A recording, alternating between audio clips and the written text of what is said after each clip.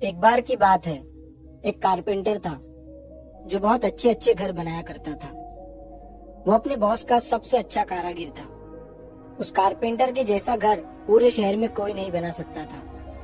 जब भी कोई इंसान उसके हाथ का बना हुआ घर देखता तो वो उसकी बड़ी तारीफ किया करता था।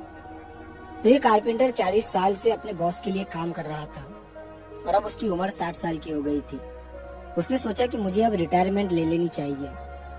तो वो अपने बॉस के पास पहुंचा और बॉस से कहा कि बॉस, मुझे अब रिटायरमेंट चाहिए। मैंने 40 साल आपके साथ मिलकर बहुत अच्छा काम किया है और अच्छे अच्छे घर बनाए हैं और अब मैं रिटायर होना चाहता हूँ। तभी बॉस ने उसे रोका और कहा कि मेरे पास एक बहुत बड़ा प्रोजेक्ट आया है और मैं चाहता हूँ कि तुम ही उसे पूरा करो, और ये प्रोजेक्ट पूरा करने के बाद तुम चाहो तो रिटायर हो सकते हो, तुम्हें कोई नहीं रोकेगा। तो अब वो बेचारा कारपेंटर रिटायर होने के मूड से आया था, लेकिन बॉस ने जाते जाते एक और काम दे दिया और 2 महीने तक अब और काम करना पड़ेगा। तो उसका मन तो नहीं था उस प्रोजेक्ट को हाँ बोलने का, लेकिन बॉस के साथ 40 साल काम किया है तो ना भी नहीं बोल सकता था। इसीलिए उसने उस प्रोजेक्ट के लिए हाँ बोल दिया। अब उस प्रोजेक्ट पर काम शुरू हुआ तो कारपेंटर जैसा पहले काम करता था, पूरी शिद्दत के साथ, पूरे दिल से, अब उसने वैसा काम नहीं किया। उसने बहुत ही ढीले तरीके से और जैसे तैसे करके उस घर को बना दिया।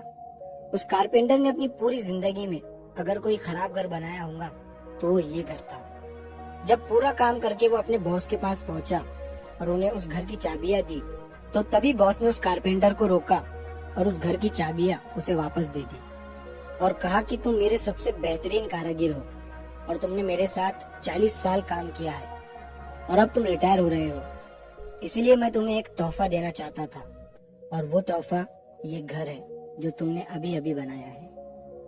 उस कारपेंटर ने जैसे ही ये सुना, उसके मुंह से ये शब्द निकला, काश, काश अगर मुझे पता होता कि ये घर मेरा ही होने वाला है तो मैं इस घर को अपनी पूरी जिंदगी का सबसे अच्छा घर बनाता। इस घर को मैं अपनी पूरी शिद्दत और मेहनत से बनाता। दोस्तों, इस कहानी से हमें ये सीख मिलती है कि हमें जिंदगी में कभी भी ये जो काश शब्द है ना, ये बोलने की जरूरत नहीं पड़नी चाहिए। काश मैं ऐसा कर लेता, काश मैं वैसा कर लेता, काश मैं ये जॉब छोड़ देता, काश मैं वो जॉब कर लेता।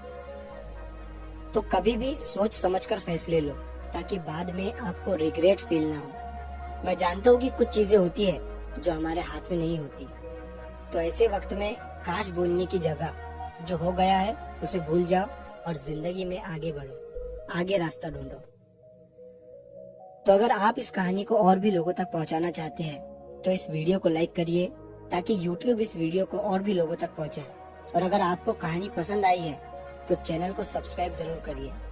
मिलता हूँ मैं अगली बार इसी तरह की कहानी के साथ। तो सब्र करो, शुक्र करो और जिंदगी में आगे बढ़ो।